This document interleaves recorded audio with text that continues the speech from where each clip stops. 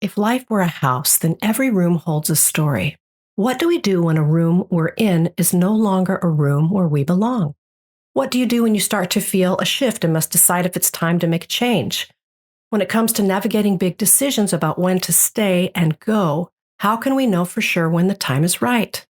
Though we enter and exit many rooms over the course of our life, jobs, relationships, communities, life stages, knowing how and when it's time to leave is a decision that rarely has a clear answer. My guest today, Emily P. Freeman, offers guidance to help us recognize when it's time to move on from situations that no longer fit, allowing us to find new spaces where we can flourish and grow. Welcome to the Unhurried Living podcast.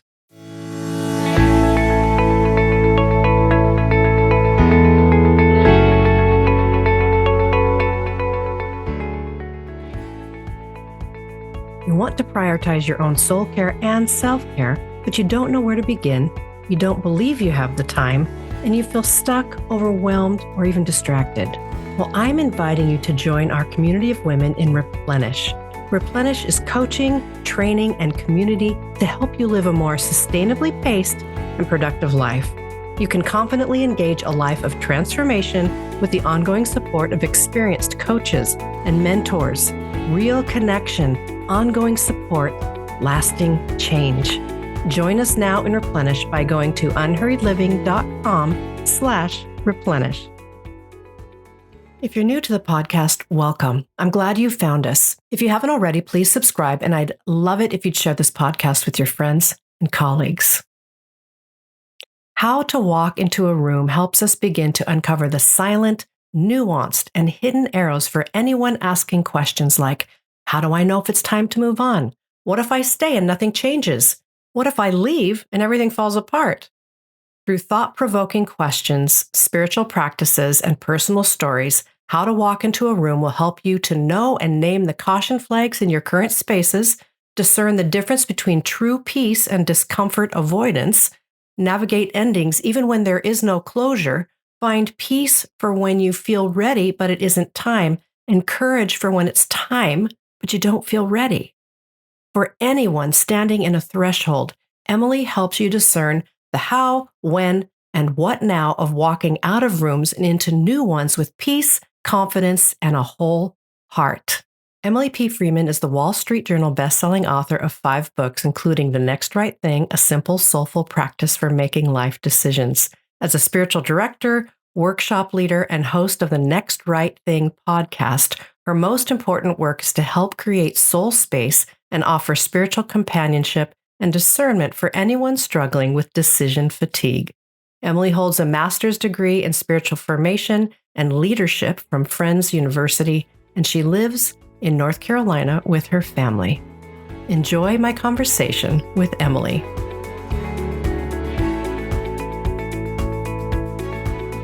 Well, Emily P. Freeman, thank you so much for joining me today. It's wonderful to have you back. I'm so glad to be back. Wonderful. Well, we are, in fact, talking about your book, How to Walk into a Room. And I'm just going to dive right in here. I mean, it's broadly organized into 3 wonderful sections that really walk us through this metaphor that you've got going about walking into and out of rooms. Mm-hmm. And so we've got the on leaving section, which is how to walk out of a room. You've got on pausing, which is the hallway, which we're going to dive into because I think that's really an interesting conversation. Mm-hmm. You've got on entering, which is how to walk into a room.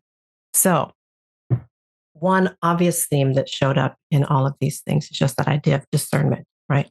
How do I know if it's time to leave? How do I know if it's time to stay or to go or to enter? So I'm wondering if you could just share with us an overview of the arc of this process and how you see discernment working in each. Well, Jim, as you know, I've been talking about, thinking about, praying about, and just holding this idea of decision-making and discernment for many years now. And as I have done so, mainly with, through the podcast, The Next Right Thing, that's sort of a place where I think about and talk about sort of the daily decisions that we make and the things that come across our path. But discernment is sort of related but different in that it's tends to be a longer, slower, more arduous process.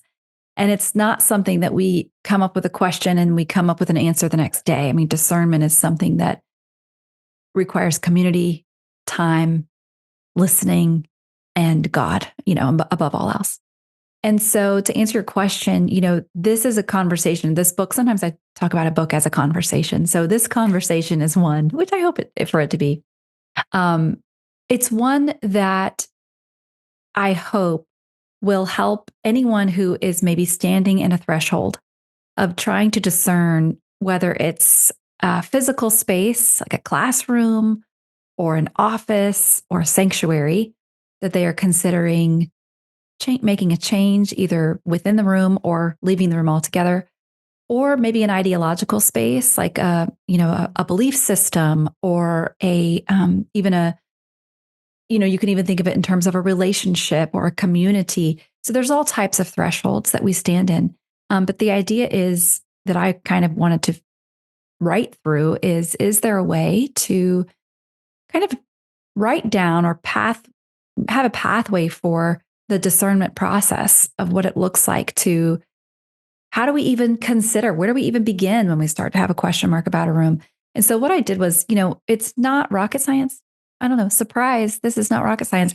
And it's nothing probably that we haven't thought of or done before. But what I attempted to do was to put language to the stuff we already do, what we're already doing, and what I found to be most helpful when it comes to asking these questions. And so the framework that I have sort of swum around in, if you will, or carried with me in this conversation is 4 parts. And it all circles around the word pray. And that's just an acronym for, and I'll just briefly share the 4 parts of this framework. P stands for point and call, which is really asking ourselves questions about the spaces where we are. And I offer 10 questions. There are a million questions there could be, but I offer 10. R stands for remember your path, because I really believe that our best indicators and teachers of our future decisions are the ones we've already made. And so looking back before moving forward is a really important part of the discernment process. A stands for acknowledge presence. Who is with me? Who has gone before me? Most importantly, where is God in this? And how is God walking with me in these questions that I have? And my community too. And I'll also say in this acknowledge presence, sometimes the person we forget is our very own selves. And so acknowledging my own presence in this space and what do I deeply desire and long for? And then finally, this is where we tend to start, but I want to end with the why, which is, and that's the letter Y, which is yield to the arrows. This is where we just discern our next right thing. What is one thing we can do today to take us in the direction that we believe that we are meant to go in, trusting that God is big enough and wise enough and discerning enough to redirect us if we end up moving in a direction that maybe isn't best for us. So that's just an overview of the PRAY acronym. And that's how this discernment process is sort of plays itself out when I am questioning rooms of my life. Yeah, I love the acronym, and I love that you are diving sort of deep and wide. You're taking a long time to help a lot of us walk through the idea of discernment, which obviously from Unhurried Living and as a spiritual director, fellow spiritual director, I just think discernment is critical, especially in this day and age where it feels more like, stimulus and reaction and very angrily. Yeah. Right. Or put any word you want. There's vitriol and there's contempt. And so I love that you're using the word process, of course. I love that you're coming up with acronyms to help us, that you're using metaphors to help us. I think anything that, like you said, vocabulary that we can use, handrails that we can hold on to, because as you said, a lot of this stuff we've kind of learned along the way, but to have someone else affirm it, confirm it, give other ways of holding on is so important. And so to become discerning people, I think is critical. It's almost more critical than ever, don't you think? Thoughtful people. Listen, yes, I do think. And we're all in speaking of unhurried living, we are all in such a hurry, and it applies to every area of life. And so we feel the pressure. We feel the pressure to make decisions quickly. And we also don't like the tension that exists within us of an unmade decision. So some of us would rather just rush to a decision no matter what it is, because we don't like that in between space of not having made one. And I speak from experience that that is not always my best choice. That sometimes I'm like, wish I would have thought that one through. And I think discernment is a gift that can help us reduce the number of times we say that. Like, I wish I would have. Yes. I think discernment can help slow us down in that way. Yeah.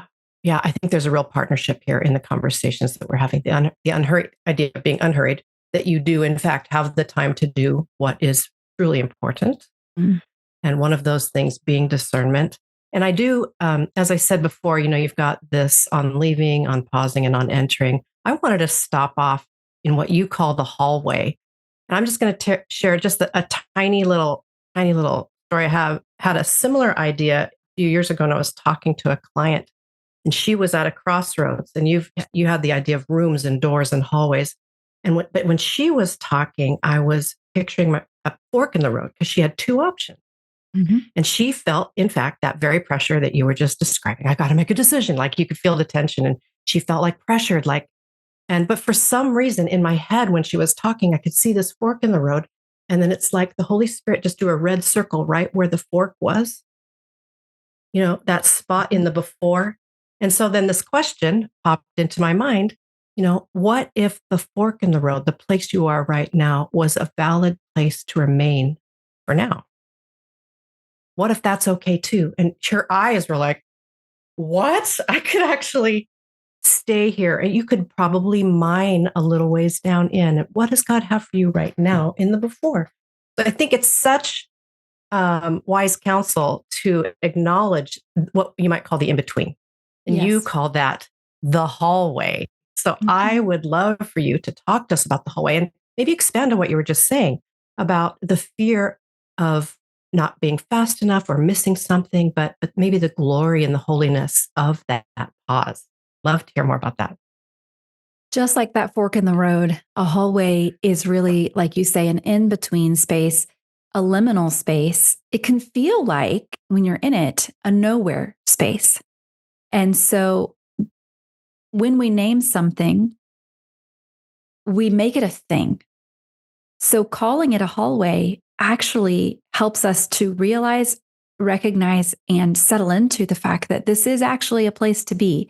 It might not be the place we want to be, because, there is a temptation to find all the quote unquote right rooms, the right commitments, jobs, relationships, etc. Go into those rooms, wallpaper the walls, get the right furniture, close the doors, and lock it, and throw the key away forever.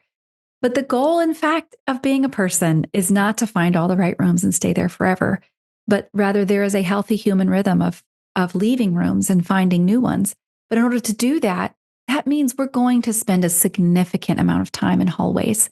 And I would venture to say that probably everyone listening, including you and me, there are areas of life where we are settled in nicely into a room that fits.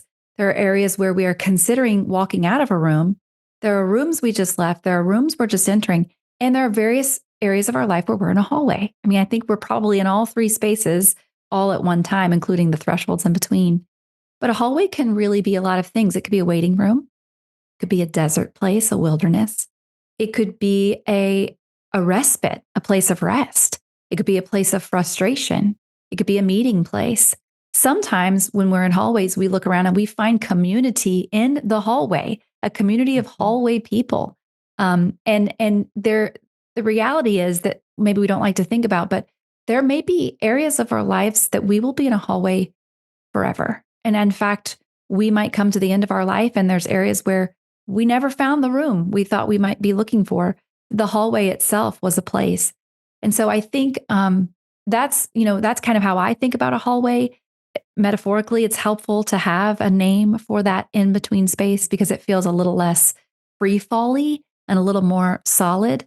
But I think it can be a lot of things depending on your life stage and who you are. But those are some of the options, at least, that I have found a hallway to be for me.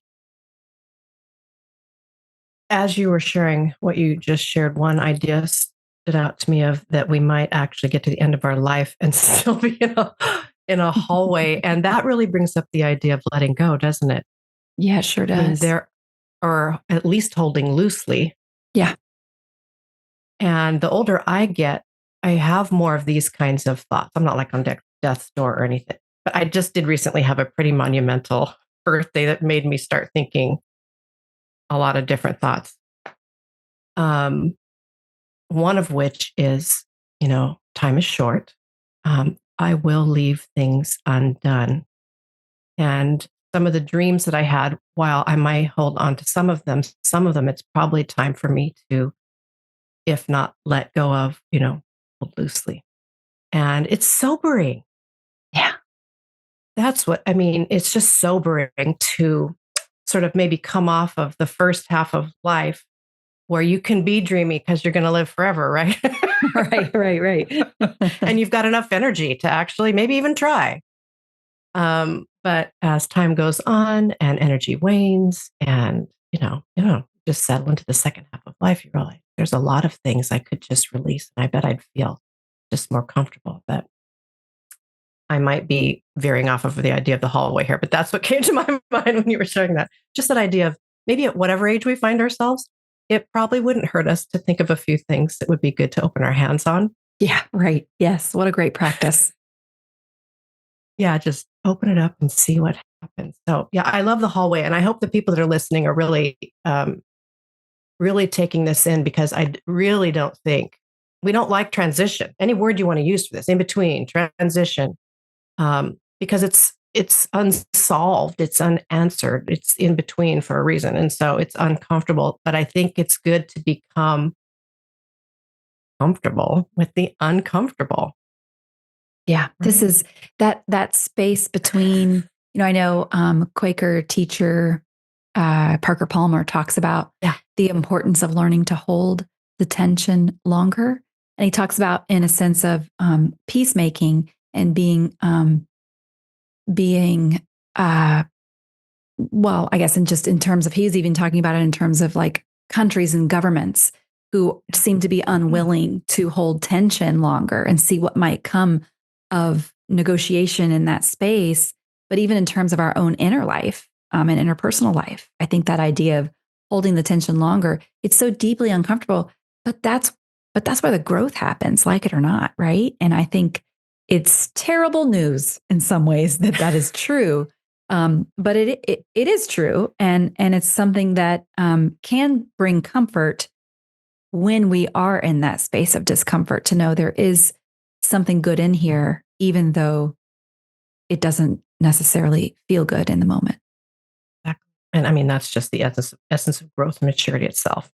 Yeah. So, well, there's two words that you use in here together. You use these two words together, and I love them. Again, they're very spiritual direction. It's just that the phrase "for now," and you had a beautiful section on "for now," and talk about those two words and how that can help us.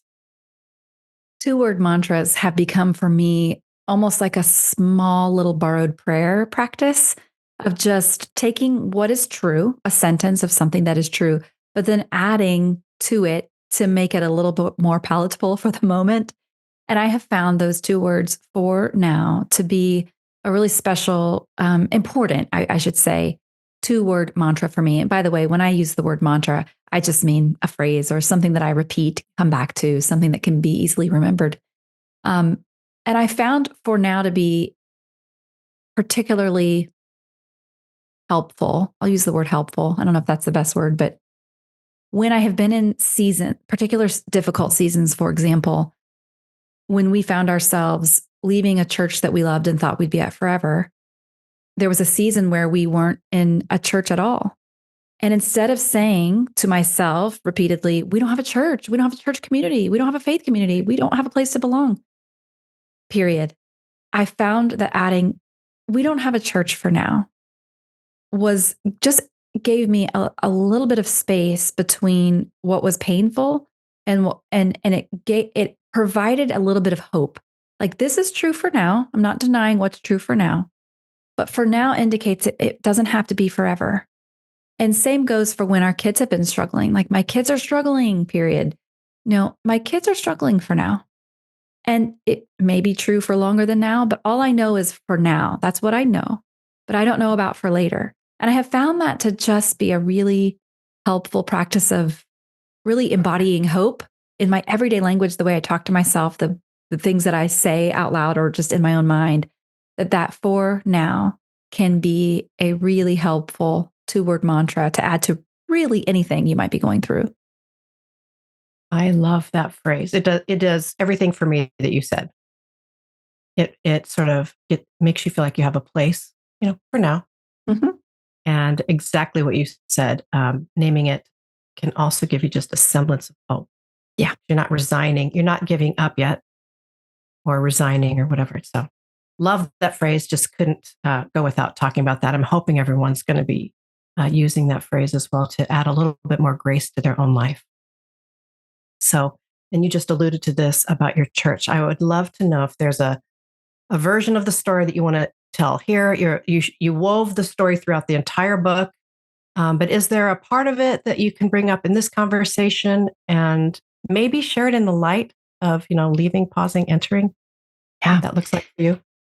Well, I think that our story of leaving our church that we loved is probably a really common one. I don't think this is unique to us. This is something that has been in the collective conversation for a long time, but specifically the last several years. And when you look at the research, there's lots of articles coming out now that, I've not done the research, but I've read some of it, which is how people are leaving organized religion or the church in droves more than ever before. But what I know from my own experience and in conversation with people is in some ways that may be true. And I'm sure that is true. But I think it presents on paper differently than it presents in experience. And in the conversations that I have, I'm not having conversations with the people who are leaving church and never looking back. They're leaving particular contexts, but they're leaving with a lot of questions and hope for finding a place and a space that reflects the faith and the God that they have come to know, that reflects the culture of the kingdom of God that is good and beautiful and true.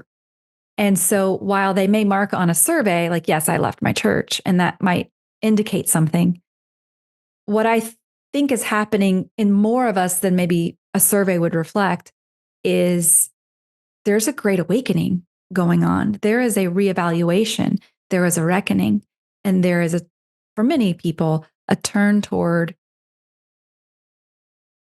the simplicity of the love of Jesus, the companionship of the Holy Spirit, and the belonging to God in a way that I don't know we could have said would be the same 20 years ago. So that's just sort of my own, commentary on the times based on conversations that I'm having over and over again. As for us, I think that this conversation, though it has some danger of being cliche just because it's, oh, another Christian who was, walked away from their church and whatever. And by the way, we haven't walked away from God or from the church, but just a particular faith community and faith context. That was our story. And I share it pretty openly in How to Walk Into a Room. But what I'll say here is, I think one misconception that I had before this was our story was when people would leave our church, I would sort of, I would like, oh, I hate that they're moving on or they're finding something new. When I was a stayer, and I would look at the leavers and think like, oh, that's too bad. Or I wonder like what's wrong with us? Like I would maybe take it a little personally, or I would maybe just kind of, in some ways, honestly, to be honest with you, Jim, I would sometimes just maybe write it off a little bit. Like, well, they must be going through a thing, or, well, that's kind of I don't know why they wanted to leave, but bye. It's just in some circumstances, if I didn't know the person very well, I didn't find myself feeling particularly curious about that leaving. I will say now, as a leaver, what I now know, at least in my experience, is that oftentimes when you hold the question of, especially when it comes to a faith community, of is it time for us to stay or walk away? It is not a matter of do I want to stay or do I want to walk away? For us, we deeply wanted to stay. We wanted this to be a place that we and our kids in particular could thrive. But there were, and there were a lot of arrows that pointed to the door for us for many, many years. And listen, we held this question for years I'm not talking, it wasn't a month's decision. It was a many years decision. And by the way, I don't hold any animosity towards people who made a different choice, who stayed and who are still there, because that's how creative our God is. I believe God has a place for everyone, and it looks different for all of us. But I think what I was surprised by when we ended up leaving was how though we were the ones who left, I actually felt like I had been left. That the feeling of leaving was the same feeling of being abandoned or being left behind, which was a surprise to me, because when you're the one who, had a particular amount of agency and we discerned that this was our next right thing, there might be an illusion of you made a strong decision, you feel good about it, and you're waving goodbye to the things that you're leaving behind and you're walking into something new. We didn't know what we were walking into. And it felt like instead of us walking out of a room, what it felt like was like the room disappeared around us. And now we were left in an empty room and we didn't know what to do or where to go. And we felt unsupported and unseen. And though that may not be everyone's experience of leaving their faith community, that was how it felt to me. And that was surprising to me. And I think maybe anybody who might be contemplating that, you worried like, well, I don't want to walk out of this room because there might be loneliness on the other side. And I'm here to tell you there will be. There will be loneliness on the other side. But just because there's discomfort on the other side of the door is not alone an indicator of whether or not it's your next right thing. Sometimes our deeply right thing leads to a lot of discomfort and loneliness and fear, but it also can lead to some beautiful communion with community, with God, and a deeper knowing of who we are and who we are becoming.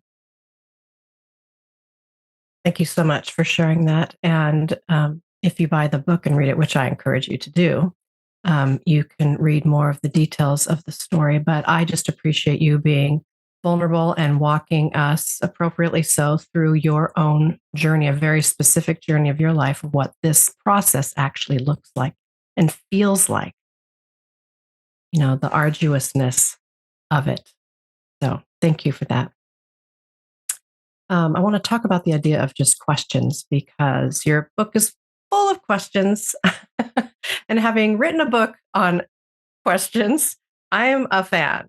I have been saying more recently that I think a really good, powerful, open-ended question can actually, or maybe even is, a prayer, especially if you're saying it in God's presence. Questions are prayers. You're just putting it out there and holding it. As Rilke said, live into the questions, right? Before you just jump to an answer. So I'm wondering, just wax eloquent for a minute on your thoughts about a well-worded, thoughtful, open-ended question. Why is that so good? Well, I'm with you. I think you're right. I think so many things can be prayer that we don't ever call prayer. And questions is definitely a great example of that. Well, one thing I've learned in my own spiritual direction training and practice is the importance of asking questions that aren't, number one, that don't begin with why, because why is a deeply intimidating question to ask someone. And when you ask someone the why of something, it can feel like an attack. It can feel like, oh, I don't know why. That's why I'm here. If I could answer that question, I wouldn't be here with you. And so I think why is not always a most generative question for someone. And I also think finding questions that don't have a yes or no answer is also can be loving to the person who is to you, for you as a listener, to ask a question that's not a yes or no question. And so those are two just, question asking 101 tips are avoid asking why, if at all possible, and avoid asking a question that would be an answer of a yes or no. And the reason is because those questions that aren't just a yes or no and are beyond the why question, more of a who, what, where, when, or how, those help the speaker or the person who is, who you're asking the questions of, begin to get more curious about their own experience or about their experience of God or of community or whatever the thing is they're holding. And so it's an invitational way to be in conversation with someone. And the reality is, just like I think many have said this about how being listened to feels so much like love that you can't really tell the difference. And I think asking someone the first, second, third question, the question beneath the question, if you will, Right. is a way of listening that I just don't think a lot of us have practice in. And so I had hoped that, in writing this book and asking the questions, I mean, I think questions is such an important part of the discernment process Yeah. because, and it's, as the question asker, it's really fun because I am so completely unattached to your answer. Like I don't need you to answer a particular way in order for us to continue to move forward together. And so that's kind of my hope with this conversation is the discernment process is that's why I could talk about this stuff forever is because no two decisions are the same and no two people are the same. And there's always sort of something to be discovered. And that's the gift of questions. Yeah. And you're really showing your spiritual director heart here. As I'm listening to all the different things you're saying here, I mean, you're asking us really to expand ourselves. Discernment is an expansive process. Standing in a hallway is an expansive process, right? Learning how to ask a good open-ended question. These are all, you're asking us to, grow here. I guess this is where my soul lives because I'm going. It's right there in that box. Right there in the middle here. But I'm trying to, expand myself. And I did notice that actually in your book. I could really hear your spiritual director heart come through. You reference spiritual direction here and there. But I love that because I'm a spiritual director and I actually have adopted the posture of a director. I think it's actually a really beautiful way to live. It's a beautiful way to be a person. Yes. That bottom line idea of actually God is the one at work here, right? Not me. And I can honor and respect the person in front of me right where they are. And as you just said, you don't have to do something for me to impress me or to answer it right or whatever. Right? We're going to hold space together. I just think that is such a lovely posture. So I'm wondering too, maybe could you talk about that for a minute? How does the spirit of spiritual direction, inform you and your life and your work? I've learned so much in the practice of spiritual direction, both as a directee. I've been meeting with my spiritual director for a decade now. And I remember going in as a very new person to spiritual direction. And I remember the anxiety I carried with me into that room for the first time of not knowing what to expect, of not knowing what she expected of me. And as I look back, I'm like, I'm aware of how bound up in expectation and also agendas I was. The reason why I was nervous was I didn't know what to expect. I didn't know what she expected. And all of that screams, what's the agenda here? What is the goal? And I want to make sure I could meet it, which just is the whole antithesis of what we're doing in a spiritual direction room. But of course, I had to learn that. That's part of the process. And so I think that is important in the room as you're practicing spiritual direction, either as the director or the directee.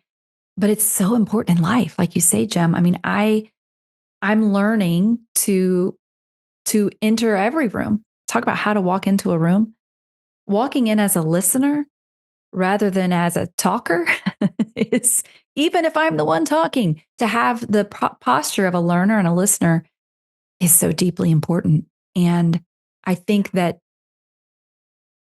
this practice of spiritual direction, what I've, I remember talking with Jan Johnson back when I was a student at Friends, and she's a spiritual director and she taught our spiritual direction class that time. And I remember asking her, like, so what would you suggest when it comes to learning to become a spiritual director? And what do you tell people who are maybe thinking about that as a vocational path?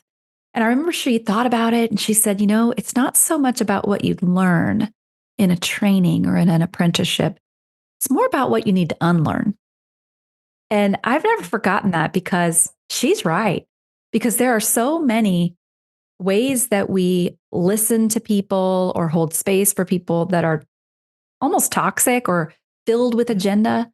And if you think about, like, for example, as kids, we grew up in spaces where everyone always had an agenda for us, teachers, parents, church workers. It was always sort of this like expectation, a lot of performance, a lot of reward or punishment. But to be in a to be in community with someone who is able to hold space for whatever is rather than demanding that something be is unique. It's a gift, and it provides a lot of room for us to become at a pace that's a human pace and not one that is like it must look this particular way. So those are just a few things spiritual direction I think can teach us in every room we walk into. Oh, yeah. I love it. It's like I said, it's just informed who I am at this point. I started my first training, um, it's almost 20 years ago, I guess. Oh my goodness. Um, yeah, kind of turned me inside out and upside down. And you're right. It really is a process of letting go. It's Mhm. another process of letting go, and it's a process of unlearning, Yeah. undoing. I've had 4 spiritual directors in my last 20 years. The first 2 were older, and so unfortunately, they both have passed away, but just such amazing people. And then I had 10 years with a director, and she was just held me right in that crux of midlife journey. And now I've been with my latest director 5 years, and he's just a lovely soul as well. So I'm so grateful for the people in my life who have held me in God's presence and asked those beautiful questions and allowed me to ponder slowly in their presence. So just a beautiful, beautiful gift. Well, I'm wondering if, as we wrap this up and bring this home or whatever, maybe is there just one little word of counsel you might have? As you said earlier, most of us are in many different rooms or hallways in different parts of our lives. But if you were just going to say one thing to a person who might be leaving a room, one thing that might be in the hallway right now, and then one thing to a person entering a room, is there some counsel you might want to give?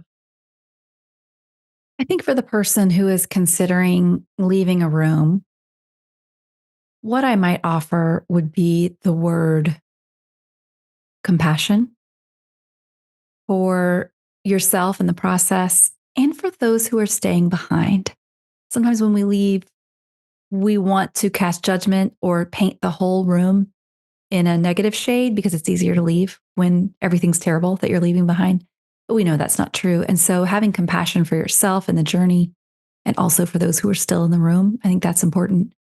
In the hallway, I think I would speak a word of 2 words come to mind. One is the word patience, because there's a lot that's being cultivated here, and also the word hope, because as things are now, they probably will not be forever.